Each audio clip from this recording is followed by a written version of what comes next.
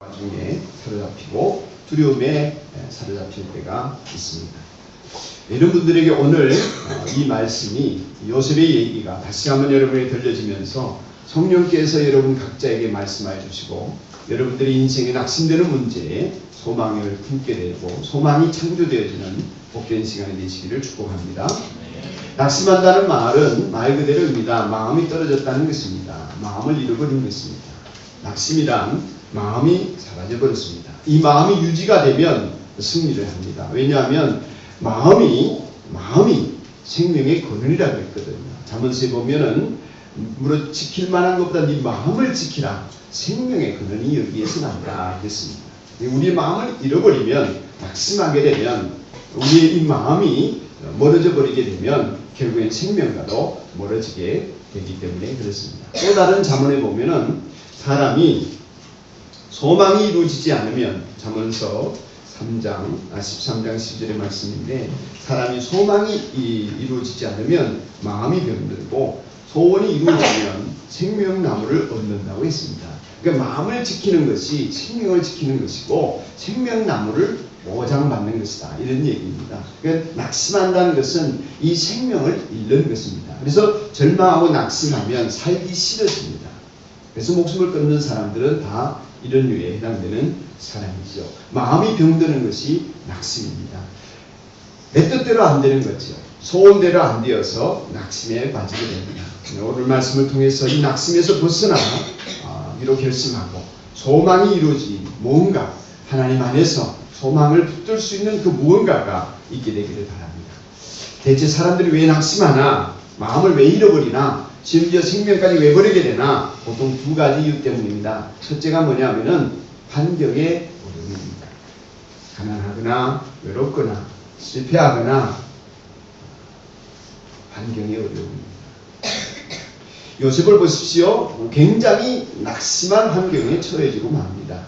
보디발의 아내의 유혹을 간신히 이겼습니다. 여러분 39장을 보시면 보디발의 아내가 자기의 주인의 아내인데 자기랑 같이 자자. 요셉은 잘생기고 용모가 준수하고 그러니까 이제 아내가 나하고 침실로 가요. 39장 7절에 그렇게 요구를 하는데 거절했습니다. 그랬더니 모함을 해가지고 그가 지하 감옥에 들어가게 됩니다.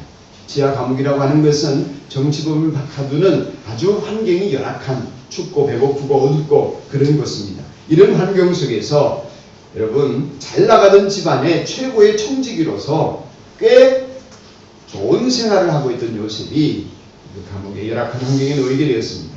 삶의 희망이 사라지게 된 것이죠. 이럴 때 낙심할 수 있습니다. 열심히 산다고 살았는데 뜻대로 안 됩니다. 정직하고 바르게 한다고 했는데 결과는 실패입니다. 가난해집니다. 비난이 쏟아집니다. 누구라도 낙심합니다. 환경에 어려움이 오면 낙심이 됩니다. 또 왜 낙심하게 되냐 하면은 부당한 대우를 받는다고 생각이 되어지기 때문에 낙심하게 됩니다. 요셉의 경우에 억울한 누명을 쓰고 가슴이 답답하고 낙심이 되어졌을 것입니다. 특별히 여러분 우리를 생각해 보면 먼저 가장 가까이 있는 사람에게 배신을 당하거나 배반당하면 낙심하게 됩니다. 내 편인 줄 아는데 내 편이 아니에요. 남의 편 듭니다. 그래서 남편인지 모르죠. 남편 듭니다. 형제들에게 억울한 누명을 쓰고 낙심하게 됩니다. 이런 일들이 우리의 생에 일어날 수 있는 것입니다. 여러분 보디발이라고 하는 이 요셉의 그 주인은 요셉을 사갔던 이 사람은 바로라고 하는 절대 권력자의 시위대장 곧 경호실장이었습니다. 막강한 권력을 가진 사람입니다. 그가 바보가 아닌 이상 자기 아내의 행실이 어떤지를 모르지 않을 것입니다. 아내가 요셉이 나를 겁탈하려고 했어요. 자기 옷을 버려두고 간 거 보세요. 요셉이 나를 겁탈하려고 했어요. 이렇게 위정을 할 때에 거짓말을 할 때에 수년 동안 쌓아온 요셉과의 관계를 생각해보면 자기 아내가 거짓말을 한다는 것을 모를 리가 없습니다. 요셉이 그럴 사람이 아니라는 것을 모를 리가 없습니다. 그런데 그는 요셉의 편을 들지 않습니다. 그러면서도 요셉이 어떤 사람인지를 알기 때문에 만일에 주인의 아내를 겁탈하려고 하는 하인이고 종이라면 노예라면 여러분이 주인이면 어떻게 하겠습니까? 저 같으면 능지처참할 것입니다. 그 목숨을 끊어버릴 것입니다. 그런데 살려줍니다. 그 얘기는 뭐냐면은 보디발이 요셉의 죄가 없다는 것을 알고 있었다는 것입니다. 그렇지만 편들지 않습니다. 미묘한 정치적인 역학관계가 있었겠죠. 아내의 말대로 해버립니다. 그리고 요셉을 그저 무고한데도 감옥에 가두어버리는 것입니다. 이랬을 때에 요셉의 마음속에는 내가 어떻게 주인을 섬겼는데 이 억울한 일을 알면서도 나에게 모든 죄를 뒤집어 씌우다니 이 부당한 대우에 대해서 낙심할 수 있습니다. 성실과 정직으로 주인에게 최선을 다한 결과가 이것이란 말인가? 하나님을 믿고 하나님을 섬긴 결과가 이것이란 말인가? 우리는 그럴 수 있을 것입니다. 부당한 대우를 받게 되면 우리는 낙심하게 됩니다. 그리고 또 40장 넘어와서 알게 되는 것이지만 여러분들이 바이블 타임에 성경을 읽으신 분들은 알겠지만 감옥에서 술 맡은 관원장과 고위 관리들입니다. 또 떡 맡은 관원장을 만나서 그들의 꿈을 풀어주지만 하나님이 자기에게 맡겨주신 능력을 따라서 이 시종장들의 꿈을 해석해주고 마침내 술 맡은 관원장이 복권이 되어지는 그런 일들이 일어났지만 술 맡은 관원장은 술잔을 올리는 이 시종장은 요셉을 기억하지 못하였고 그는 요셉을 잊어버렸습니다. 이럴 때 낙심이 되는 것이지. 뭔가 기대했는데 될 줄 알았는데 안 되었을 때 말이죠. 이런 상황에서 요셉에게는 우리 주 예수 그리스도를 닮은 담대함과 당당함이 있었습니다. 이 상황에서 낙심할 수밖에 없는 환경을 바꾸려고 노력하는 것도 아니고 자신에게 부당한 대우를 하는 사람을 바꾸려고도 하지 않았습니다. 오히려 그는 이 모든 상황이 낙심할 일들이 하나님과의 관계에서 오는 것이라고 믿었습니다. 하나님이 창조하셨고 승리하고 계신다 하는 확신 때문에 하나님께 달려있다. 꿈을 해석하는 것도 하나님께 달려있다. 내 인생의 미래도 하나님께 달려있다. 이렇게 믿었습니다. 여러분, 만일에 여러분의 마음속에 무슨 일을 겪든지 이 모든 일이 하나님께 달려있다. 하나님의 손에 있다는 확신 속에서 그 일들을 받아들이고 수용하고 소화할 수 있다면 낙심에서 벗어날 뿐만 아니라 희망을 잃지 않을 수가 있습니다. 만일 우리가 내 삶을 하나님께서 주관하고 계시다고 하는 것을 믿을 수만 있다면 우리는 어떤 상황에서도 용기를 잃지 않고 낙심에서 벗어날 수가 있습니다. 이에 대해서 이런 상황에 대해서 어려운 환경과 부당한 대우에 낙심할 수밖에 없는 상황에서 요셉이 버틸 수 있었던 힘을 성경 시편은 이렇게 해석하고 있습니다. 시편 105편인데요. 그런데 주님은 그들보다 앞서, 그들이라는 것은 야곱의 자식들, 요셉의 형제들입니다. 아버지를 포함해서 가족들. 그들보다 앞서 한 사람을 보내셨으니 큰 종으로 팔린 요셉이다. 사람들은 그 발에 착고를 채우고 그 목에는 쇠칼을 씌웠다. 마침내 그의 여행은 이루어졌다. 주님의 말씀은 그의 진실을 증명해 주었다. 하나님의 섭리와 계획과 뜻이 있었기 때문에 이스라엘 백성들 앞서 야곱의 일족들 앞서 한 사람을 보내셨는데 그가 요셉이라는 것입니다. 그러니까 그의 발에 착고가 채워지고 쇠사랑이 그 목에 씌워지는 것은 하나님이 섭리하시는 큰 역사의 흐름 속에 자기에게 맡겨진 일을 감당하게 되는 그러한 은혜 가운데 있는 모습이었다 하는 것입니다. 이것을 후손들이 고백을 했던 것입니다. 그것을 시편 105편에 실어 놓았습니다. 사랑하는 여러분, 요셉의 이 형편이 안타까워하면서 기록한 것이지만 이 속에는, 이 어려운 형편 속에는, 이 부당한 대우 속에는 우리를 구원하시는 하나님의 손길이 있음을 시편 기자는 노래하고 있는 것입니다. 그 낙심할 일에 하나님의 섭리가 있더라는 것입니다. 여러분, 저는 어린 시절에 저희 집 근처에 개봉관이 한 3군데가 있었습니다. 부산의 서면이라는 동네에 태화극장, 동보극장, 북성극장 이런 극장들이 있었습니다. 그 개봉관이었는데요. 그 개봉관에 저는 늘 학교가 끝나면 그 앞에 버슬러 들이다가 저를 데려가주는 어른을 따라서 공짜 극장 구경하는 것을 취미생활로 삼았었습니다. 그래서 극장 앞에 있다가 젊은 부부나 아니면 연인들이나 청년들이 극장 구경을 하면 그때는 애들은 공짜로 영화를 보여줬기 때문에 제 손잡고 같이 들어가요 이러면 같이 들어가 줍니다. 그럼 들어가서 공짜로 영화를 봤습니다. 그러다 보니 어릴 때부터 영화를 많이 봤는데요. 어릴 때 많이 보던 영화 중에 하나가 서부 활극입니다. 서부극이라고 하는, 여러분 요즘 젊은이들은 잘 모르겠지만 굉장히 재미있고 또 좋아했는데, 그 이유가 뭐냐면 서부 활극의 특징이 뭐냐면은 아무리 복잡하고 총알이 비오듯 쏟아져도 절대로 주인공은 죽지 않습니다. 람보 정도로 생각하시면 되겠습니다. 절대로 주인공은 죽지 않습니다. 두 번째 특징은 뭐냐면 반드시 선이 이긴다는 것입니다. 선한 사람은 안 죽습니다. 죽을 것 같은데 또 살아납니다. 세 번째 특징은 뭐냐면은 마침내 해피엔딩으로 끝난다는 것입니다. 이것이 미국 서부국의 특징입니다. 세 가지. 주인공 안 죽는다, 선이 이긴다, 해피엔딩이다. 이런 시스템으로 돌아가는 것이 모든 서부국의 특징입니다. 권선징악이죠. 나중에 물론 이태리의 마카로니 웨스턴이라고 하는 것이 나와가지고 이 서부국들이 이상해집니다만은 꼬이게 되는데, 의심 없이 영화를 볼 때는 저 주인공 절대 안 죽는다는 확신 속에 영화를 보게 됩니다. 어떤 일을 겪어도 안 죽습니다. 그런 믿음 속에서 보게 되는 것입니다. 여기에 의심이 있다면 문제지요. 여러분, 만일에 우리가 하나님의 손에 붙들려 있고 하나님 우리의 영생의 복락으로 이끌어 가시며 이 땅 가운데 우리가 모든 일들 속에 무슨 일을 겪든지 그것은 하나님이 지켜보고 계시며 하나님이 핸들링을 하고 계시고 운전을 하고 계시다는 것을 우리가 확신할 수 있다면, 의심하지 않고 믿을 수 있다면, 여러분, 드라마 주인공이 해피엔딩을 바라보며 가는 것처럼 우리가 그렇게 우리의 인생의 미래가 잔치로 끝날 것이며 해피엔딩이 될 것이라는 확신만 갖고 있다면 지금 어려움 겪는 거요 좀 웃을 수 있지 않을까요? 지금 내가 겪는 시련들 좀 다른 태도로 대하지 않겠습니까? 여러분의 인생에 하나님의 인도하심이 그렇게 믿어지면 그 놀라운 은혜입니다.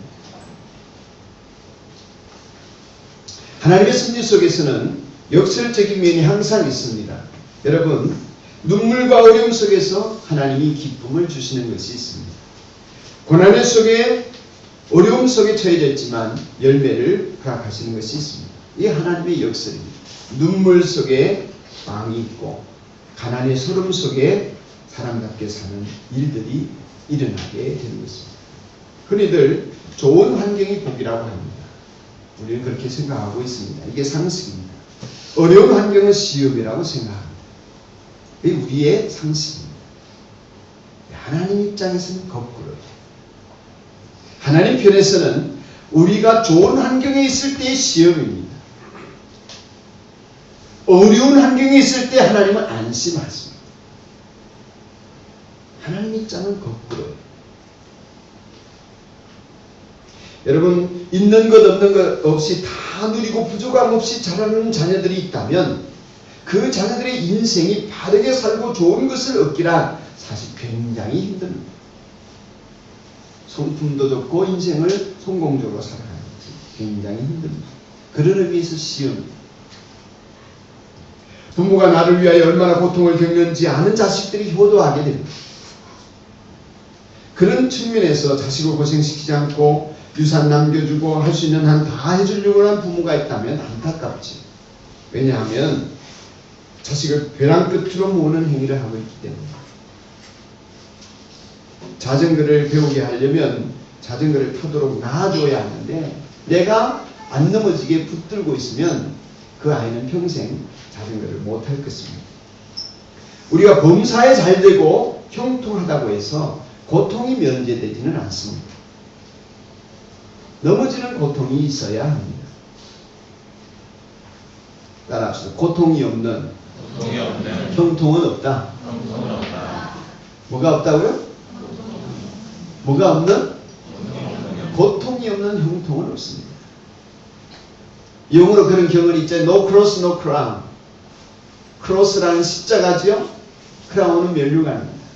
십자가 없는 것은 면류 감독은 있습니다. 또 다른 경험이 있죠. No pains, no gains. 고통이 없으면 열매도 없다.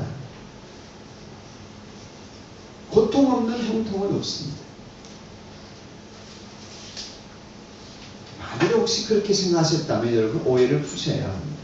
생각을 바꾸셔야 합니다. 모든 일이 잘 되도록 하신다고 해서 내가 고통을 면제받는다고 생각해서는 안 됩니다. 세상을 사는 동안에는 그런 인생은 없습니다. 다만 겪을 것 다 겪어가면서 하나님의 뜻이 이루어지느냐 아니냐, 그 속에서 하나님이 원하시는 삶을 통하여 우리가 하나님의 복락을 누리느냐 안 누리느냐, 이런 문제들이 있는 것이죠. 여러분의 영적인 압력을 가지고 여러분에게 들어오는 어떤 생각의 속도를 넘어서서 영적인 속도감을 가져보십시오. 사랑은 오래 참는다 그랬습니다. 오래 참는 것이 믿음입니다. 기다릴 수 없는 것은 믿음이 없는 것이죠. 사랑을 기다릴 수 없는 것도 마찬가지고 주님의 손길을 기다릴 수 없는 것도 마찬가지입니다. 그 믿음이 없는 것입니다. 믿음이 있는 사람의 특징이 뭐냐면 자기도 모르게 이렇게 말하는 것입니다. 하나님이 반드시 역사하실 거야, 이렇게 생각이 든다는 것입니다. 하나님이 그렇게 역사하실 줄도 몰라, 이런 생각이 아니라 그럴 수도 있지 않을까가 아니라 하나님이 반드시 역사하실 거야, 이런 확신이 드는 것입니다. 이게 믿음입니다. 지금 내가 낙심이 되고 고난을 겪고 있지만 내 미래가 영광스러울 거야, 주님 안에서 그렇게 되어질 거야, 이런 확신이 드는 것입니다. 지금은 누명을 쓰고 있지만 기막힌 일을 당하지만 사람들로부터 멸시와 천대를 받지만 하나님이 다 아실 거야, 이런 생각이 드는 것입니다. 하나님이 다 아시기 때문에 하나님이 알아서 하실 거야, 그렇게 생각이 되는 것입니다. 하려고 하는 것이 아니라 그렇게 생각이 되어지는 것, 이게 믿음이 있는 것입니다. 이게 믿음이고 신뢰입니다. 그게 사랑입니다. 믿음은 우리가 이러한 인내심을 갖게 해주고 우리를 연단하여 강하게 만들어줍니다. 다윗이 자기 아들 압살롬에게 반역을 당해서 맨발로 쫓겨갈 때에 사람들이 조롱합니다. 먼지를 뿌리면서 돌을 던지면서 다윗을 조롱할 때에 다윗의 신복들이 그 조롱하는 사람을 다 쳐버릴까요? 죽여버릴까요? 그럴 때에 놔둬라, 놔둬라. 저 내 아들 압살롬이 반역하는 것이 하나님이 보고 계시고 하나님이 승리하시는 것이라면 내가 어찌 그것을 거역하겠느냐. 소화해버립니다. 받아들이고 수용해버립니다. 그리고 울면서 피난길을 떠나는 것입니다. 믿음이 없으면 좌절하겠지만 하나님을 향한 믿음이 있기 때문에 다음 일을 생각할 수가 있는 것입니다. 미래에 대한 기대를 포기하지 않는 것이죠. 그렇지 않고 믿음이 없으면 어떻게 됩니까? 분노하게 됩니다. 적극적으로 원수를 갚고 싶어 합니다. 안갚음하려고 합니다.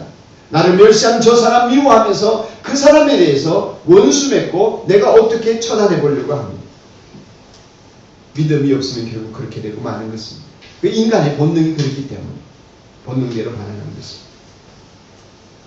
그러므로 우리는 어려움을 주는, 낙심을 갖다주는 상황을, 그 환경을, 부당한 대우를 이해할 수 없어도 그 비밀을 다 깨닫지 못해도 이것을 지켜보시는 하나님을 신뢰해야 될 줄로 믿습니다.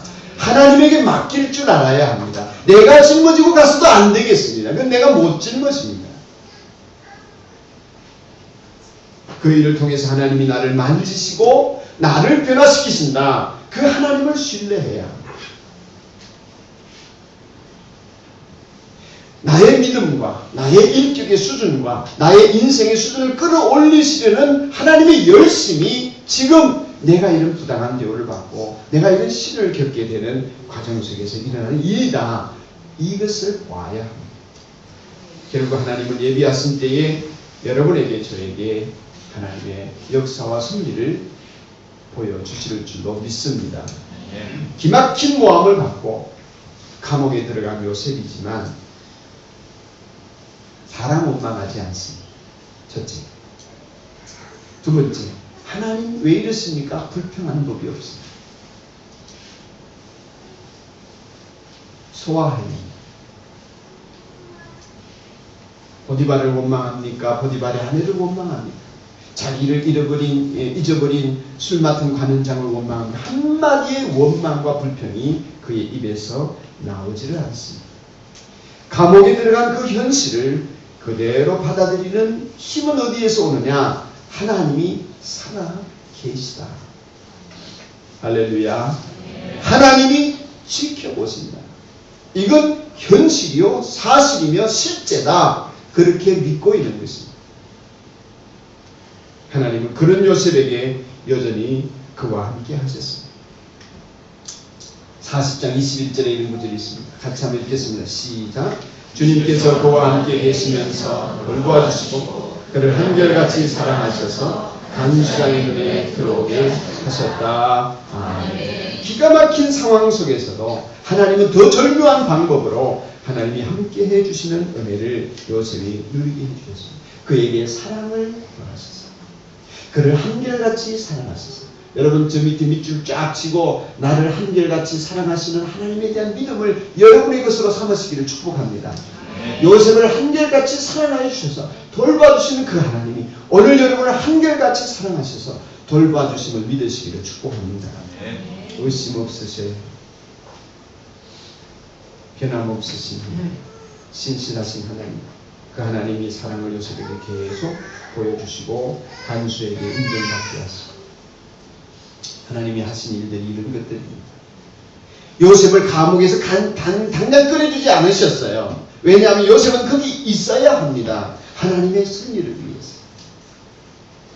시종장들을 만나기 위해서 노예인 주제에 바로 앞에 설 수 있는 방법은 없습니다. 감옥 가서 시종장을 만나는 그 시종장을 통해서 바로에게 소개되어지는 것, 이 방법밖에는 하찮은 노예가 어떻게 왕 앞에 서겠습니까? 그는 거기 있어야 합니다. 하나님 늘 그 곁에 계셨습니다. 그랬더니 감옥에서도 간수장에게 하나님이 은혜를 베푸십니다. 요셉이 복의 사람이었기 때문에 요셉이 가는 곳마다 주변 사람에게 복이 되게 하셨습니다. 여러분이 있는 곳마다 주변에 복이 되기를 축복합니다. 네. 여러분 때문에 복 받아야 합니다. 여러분의 가문이 복을 받고 자녀가 복을 받고 부모님이 복을 받고 친구들이 복을 받고 22절을 보시면 제가 여기 다 쓰지는 못했습니다만 40장 22절을 보시면 성경에 있는 분들 보십시오. 그렇게 된 것은 이렇게 얘기하면 해석이 나옵니다. 그렇게 된 것은 간수장의 눈에 들어오게 된 것은 주님께서 요셉과 함께 계시기 때문이며 주님께서 요셉을 돌보셔서 그 다음에 뭐라고 했냐면 그가 하는 일은 무엇이나 다 잘되게 해주셨기 때문입니다. 들어보세요 여러분. 요셉에게만 잘되게 해주시겠습니까? 네? 아니요. 하나님을 신뢰하는 누구에게나 그렇게 해 주실 줄로 믿습니다. 누구에게? 지난 1년간 제게 베푸신 은혜는 마치 죽음의 강에서 건짐을 받고 생명을 얻은 것 같은 은혜입니다. 지난 1년간 하나님께서 저와 저희 가정에 베풀으신 은혜는 마치 절망의 늪에서 나를 건져내신 은혜와 같습니다. 이곳에서 1년간 예배를 드릴 수 있게 된 것은 놀라운 하나님의 섭리였습니다. 이곳에서 다른 곳으로 성전을 옮기고자 마음을 먹게 되고 우리 운영위원들과 목자들이 기도하는 가운데 성전을 옮기게 된 모든 과정은 하나님의 놀라운 섭리와 인도하심이 있었습니다. 불가능하다는 대출을 우리는 자격 없다고 여겼는데 누군가가 우리 교회 이름으로 대출을 받도록 앞장서서 도와주었습니다. 지난주에 만난 그 누군가는 제 얘기를 듣고는 이렇게 말했습니다. 목사님, 왜 제가 그 유국을 감당해야 된다는 부담이 생기지요?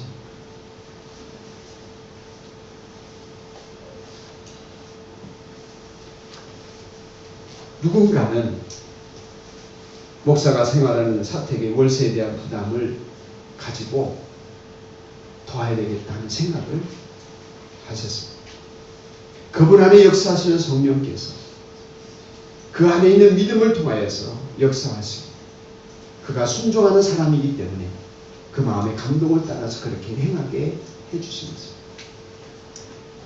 누군가는 그 자리가 높은 자리든 낮은 자리든 하나님이 함께 하심으로 말미암아 내가 복이 되도록 하나님이 승리하시는 은혜의 자리에 함께 쓰여지게 하시는 것 같습니다.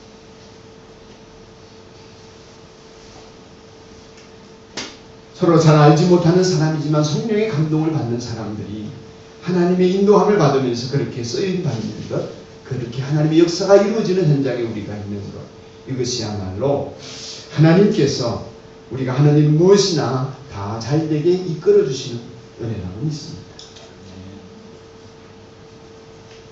그래서 여러분, 저는 신앙생활 할수록, 기도를 할수록 영적인 원리는 너무나 단순하다는 것을 고백하지 않을 수 없습니다. 간단한. 하나님 그렇다면 그런 줄 알아요. 아니라고 하면 아닌 줄 알아요. 하나님이 하라고 하면 그대로 하려고 하고, 다 못해도 하려고 하고, 하나님이 하지 말라고 그러면 안 하려고 애렸어. 그런 단순한 태도 속에 하나님 우리를 가까이 하십니다. 그렇게 안 하려고 하니까, 이 단순한 진리대로 안 살려고 하니까, 진리를 거부하려고 하니까 복잡한 이론과 핑계들을 들이게 됩니다.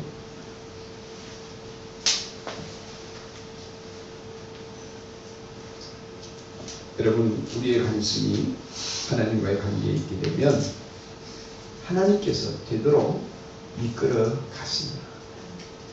여러분은 되게 되어 있습니다. 하나님과 함께하며. 아멘? 아멘. 되게 되어 있습니다. 비록 좀 잘못하고 틀려도 하나님이 되게 하십니다. 실수하고 모자라도 하나님이 되게 하십니다. 주님이 하시는 것입니다. 우리가 하는 것이 아닙니다. 어떻게 낙심에 대처할까? 두 가지만 말씀을 드립니다. 첫째는 하나님을 가까이 하십시오. 하나님을 가까이 하십시오. 제발 가까이 하십시오.